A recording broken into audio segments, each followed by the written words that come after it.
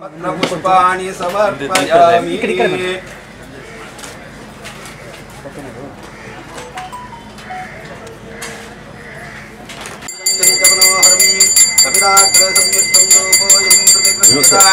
महागणपति महालक्ष्मी देवताभ्यो नमः। वंडी महाकाली देवताभ्यो नमः। कुलदेवता श्री अंबा भवानी देवताभ्यो नमः। प्रसन्न यडियूर महागणपति देवताभ्यो नमः। धूपमाग्रापयामि।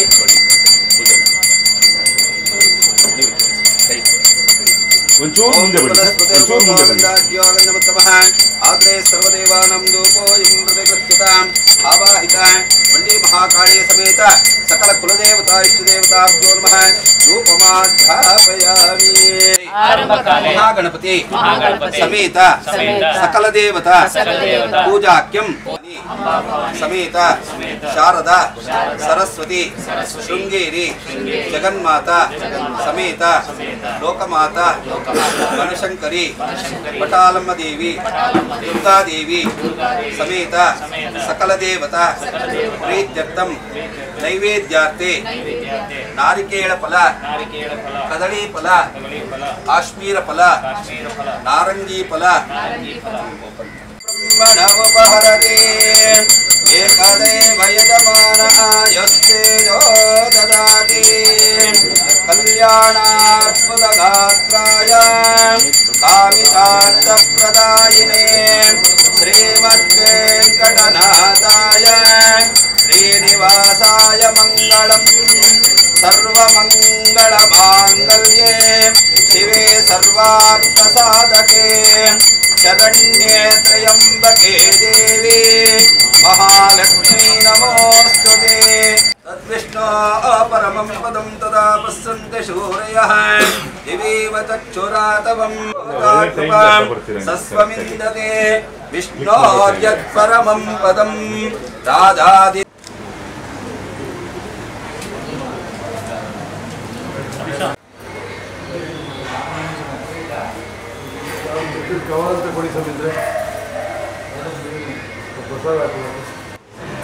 ಆಯ್ತೇನಪ್ಪ ಹೋಗ್ಲಾ ಇಬ್ರು ಈ ಕಡೆ ಬನ್ನಿ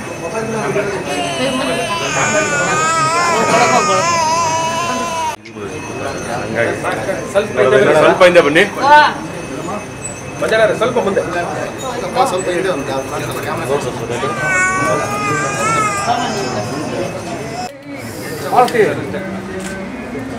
ತಗೊಂಡ ನೀನು ಹೋಗಿಂದೆವು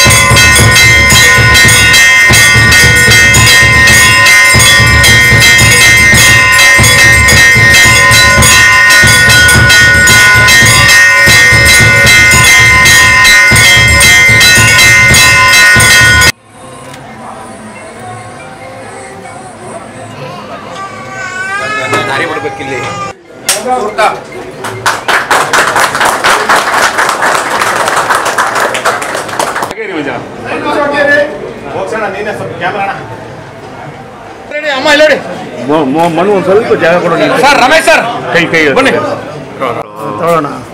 ಹಾ ಇಲ್ಲಿ ಅಮ್ಮ ಇಲ್ಲಿ ನೋಡಿಮ್ಮ.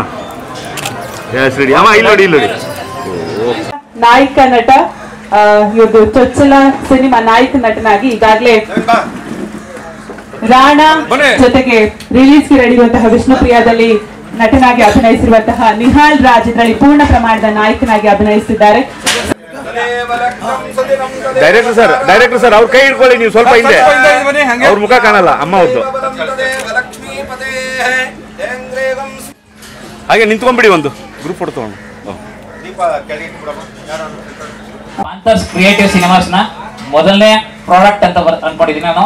ಇನ್ನು ಮುಂದೆ ಇನ್ನೂ ಹಲವಾರು ಪ್ರಾಡಕ್ಟ್ ಬರೋದಿದೆ, ಪ್ರಾಜೆಕ್ಟ್ಸ್ಗಳನ್ನ ರೆಡಿ ಮಾಡ್ತಾ ಇದ್ದೀವಿ. ನಿಮ್ಮೆಲ್ಲರ ಸಹಕಾರ ಇರಲಿ.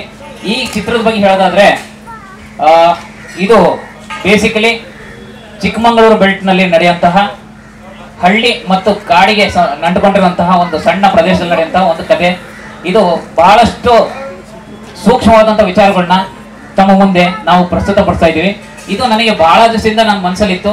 ಇದಕ್ಕೆ ಅಂತ ಒಂದಷ್ಟು ರಿಸರ್ಚ್ ವರ್ಕ್ ಮಾಡಿ, ಹೋಮ್ವರ್ಕ್ ಮಾಡಿ, ಅಲ್ಲಿನ ವಾತಾವರಣ ಅರ್ಥ ಮಾಡಿಕೊಂಡು ಪರಿಸ್ಥಿತಿ ಹೇಗಿದೆ ಇವೆಲ್ಲವನ್ನ ಸೂಕ್ಷ್ಮವಾಗಿ ಎಳೆಯಾಗಿ ಹೇಳಕ್ಕೆ ನಾನು ಪ್ರಯತ್ನ ಪಡ್ತಾ ಇದ್ದೀನಿ.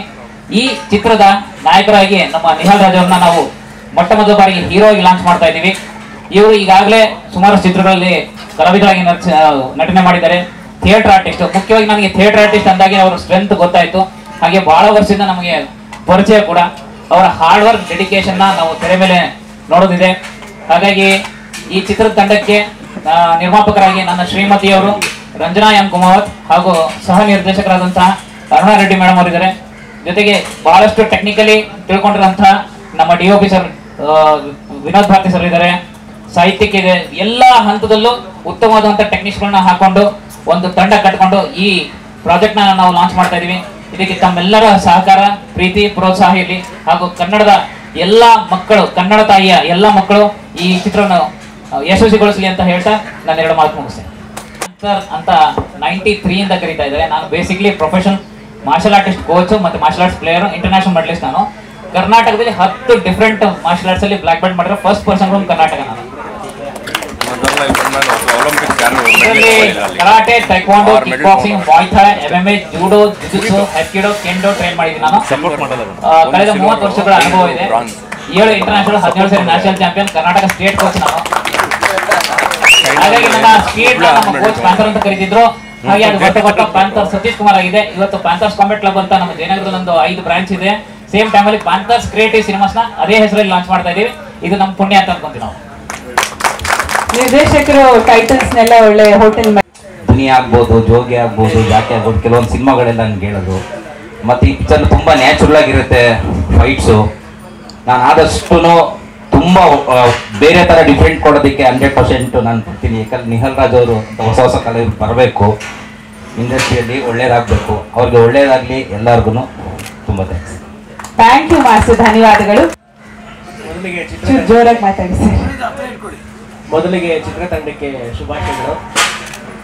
ಈ ಸಿನಿಮಾದಲ್ಲಿ ನಾನು ಸಾಹಿತಿಯಾಗಿ ಕೆಲಸ ಮಾಡ್ತೇನೆ. ಬಟ್ ಅಲ್ಲದೆ ನನಗೂ ಸತೀಶ್ ಅವ್ರಿಗೂ ತುಂಬಾ ಹೊರನಾಟ ಇದೆ. ಕಥೆನೂ ಕೂಡ ಕೇಳಿದ್ದೀನಿ, ತುಂಬಾ ಚೆನ್ನಾಗಿ ಮಾಡ್ಕೊಂಡಿದ್ದಾರೆ. ಈಗ ಅವ್ರು ಹೇಳ್ದಂಗೆ ಅವ್ರ ಪ್ರಕಾರ ಆಕ್ಷನ್ಗಳೆಲ್ಲ ಬೇರೆ ಬೇರೆ ಏನೋ ಹೇಳಿದ್ರು. ಫಸ್ಟ್ ಟೈಮು ಸಿನಿಮಾ ಆಕ್ಷನ್ ಕಟ್ಟಕ್ಕೆ ಬಂದಿದ್ದಾರೆ ಡೈರೆಕ್ಷನ್ಗೆ. ಇದರಲ್ಲಿ ಹೆಂಗೆ ಒಂದು ಅವಾರ್ಡ್ಗಳು ಆ ಥರದ್ದೆಲ್ಲ ಅಚೀವ್ಮೆಂಟ್ ಆಗಿದೆಯೋ, ಸಿನಿಮಾದಲ್ಲೂ ಕೂಡ ಆ ಥರದೊಂದು ಆಕ್ಷನ್ ಕಟ್ಗೆ ಒಳ್ಳೆ ಪ್ರಶಂಸೆ ಸಿಗ್ಲಿ ಅಂತ ಹೇಳ್ತೀನಿ. ಮತ್ತೆ ಹೊಸ ಹೀರೋ ಇದ್ದಾರೆ ನಿಹಾಲ್ ಅಂತ, ಅವ್ರಿಗೂ ಆಲ್ ದ ಬೆಸ್ಟ್, ಒಳ್ಳೇದಾಗ್ಲಿ. ನಮ್ಮಲ್ಲಿ ಇರುವಂತ ಚಿತ್ರರಂಗದ ನಿರ್ದೇಶಕರಾಗ್ಲಿ ಅಥವಾ ನಾಯಕರ ಕೊರತೆಗಳನ್ನ ಇಬ್ರು ನೀಗಿಸ್ಲಿ ಅನ್ನೋ ಥರದನ್ನ ನಾನು ಹೇಳ್ತೀನಿ. Thank you. ಧನ್ಯವಾದಗಳು. ಸಂಗೀತ ನಿರ್ದೇಶಕನಾಗಿ ಕೆಲಸ ಮಾಡಿದ್ದೀನಿ. ಈಗ ಮಧ್ಯಾಹ್ನಗೂ ಮಾಡ್ತಾ ಇದ್ದೀನಿ. ಸತೀಶ್ ಸರ್ ನನ್ನ ಮಾರ್ಷಲ್ ಆರ್ಟ್ಸ್ ಗುರುಗಳು.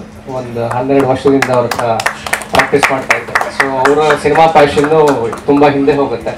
ಅವರು ತುಂಬ ಆಸೆ ಇಟ್ಕೊಂಡು, ಕನಸಿಟ್ಕೊಂಡು ಸಿನಿಮಾ ಮಾಡ್ತಾ ಇದ್ದಾರೆ. ಹಾಗೆ ನಿಹಾಲ್ ಅವರು ಕೂಡ, ಅವರು ನಮ್ಮ ಜೊತೆ ಮಾರ್ಷಲ್ ಆರ್ಟ್ಸ್ ಪ್ರಾಕ್ಟೀಸ್ ಮಾಡ್ತಾ ಇದ್ರು. ಸೊ ನಿಹಾಲ್ ಅವ್ರಿಗೆ, ಸತೀಶ್ ಅವ್ರಿಗೆ ಎಲ್ಲರಿಗೂ ಆಲ್ ದಿ ಬೆಸ್ಟ್ ಹೇಳ್ತಾ ನಾನು ಮಾತು ಮುಗಿಸ್ತೀನಿ. Thank you. ಮಾಧ್ಯಮದ ಮಿತ್ರರಿಗೆ ನಮಸ್ಕಾರ.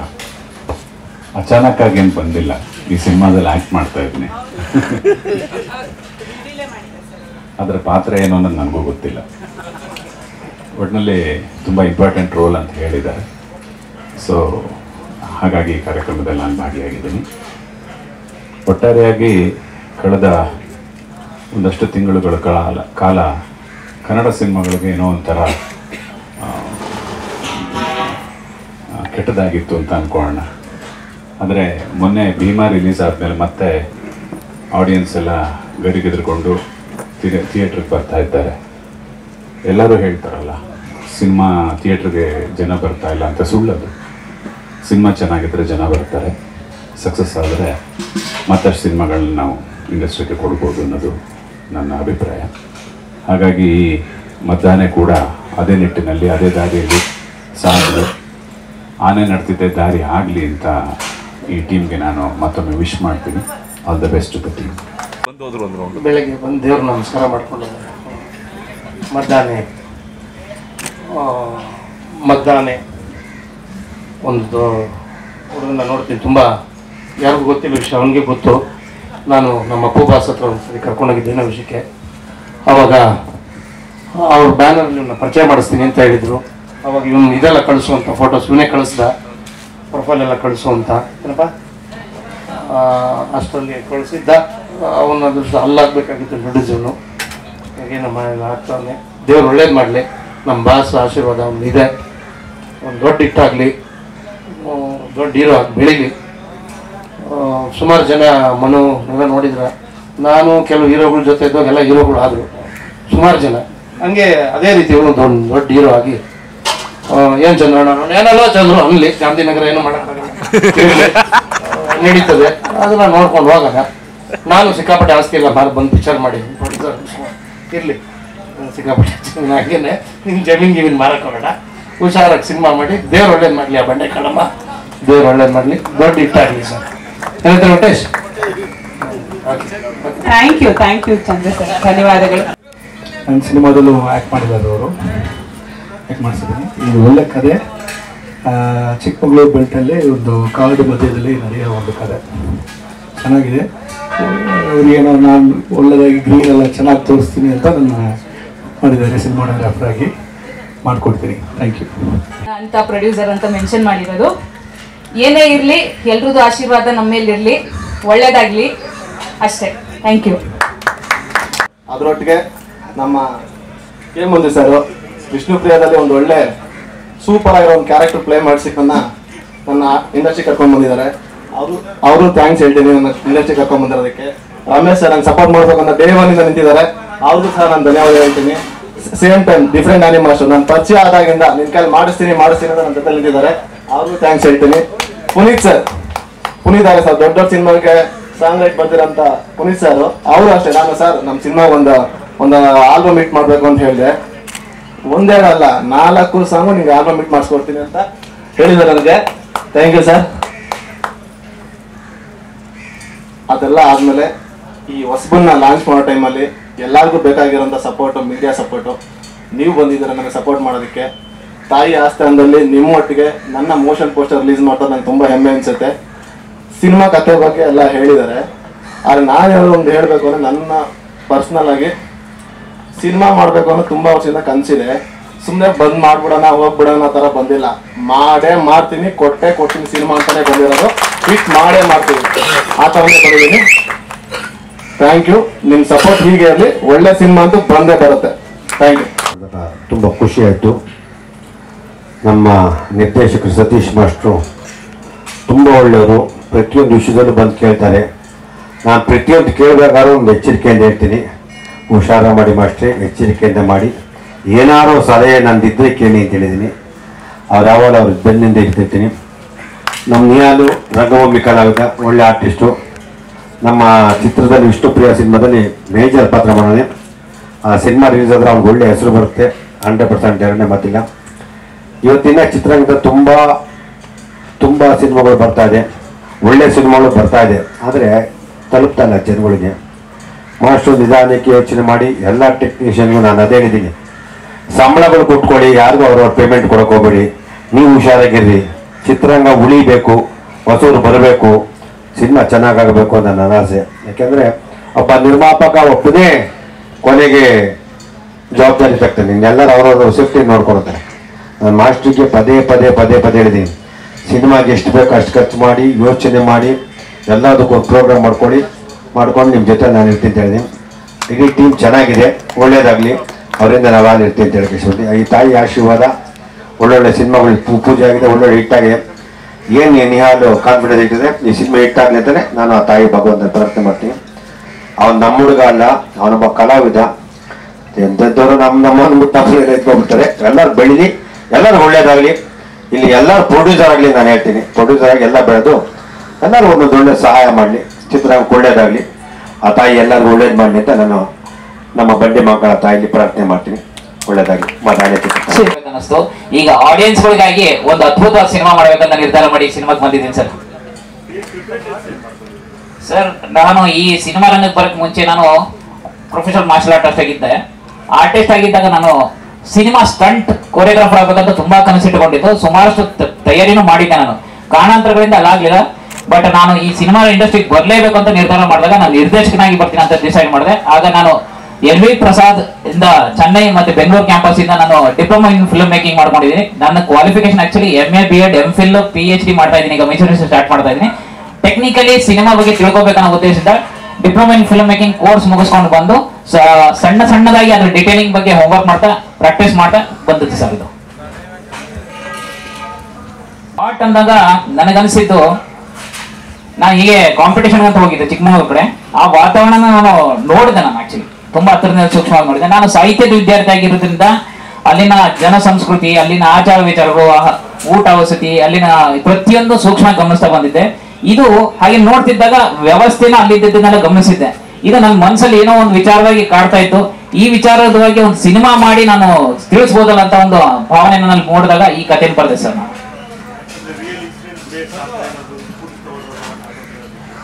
ರಿಯಲ್ ಎಸ್ಟೇಟ್ ಇನ್ಸಿಡೆಂಟ್ ಅನ್ನೋಕ್ಕಿಂತ ಹೆಚ್ಚಾಗಿ ಆ ವಾತಾವರಣ ತೋರಿಸ್ಬೇಕನ್ನೋ ಪ್ರಯತ್ನ ಮಾಡ್ತಾ ಇದ್ದೀನಿ ಸರ್.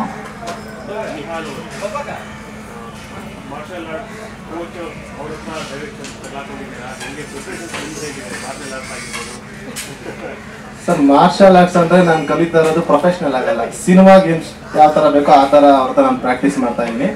ಆಕ್ಟಿಂಗ್ ಅಂತ ಬಂದಾಗ ನಾನು ರಂಗಪಯಣ ಸಾತ್ವಿಕ ಟೀಮಲ್ಲಿ ಒಂದಷ್ಟು ಕೆಲವು ವರ್ಷಗಳಿಂದ ನಾನು ಆಕ್ಟ್ ಮಾಡ್ಕೊಂಡು ಬಂದಿದ್ದೀನಿ. ಅದಾದ್ಮೇಲೆ ನನಗೆ ಸಿಕ್ಕಿದೆ ಕೆ ಮಂಜು ಸರ್. ಅವ್ರ ಸಿನಿಮಾದಲ್ಲಿ ಮಾಡ್ತಾ ಮಾಡ್ತಾ ಇಲ್ಲಿವರೆಗೂ ಬಂದಿದ್ದೀನಿ ಸರ್. ನನಗೆ ಸಿನಿಮಾ ಫುಲ್ ಫ್ಲೆಜ್ ಆಗಿದೆ.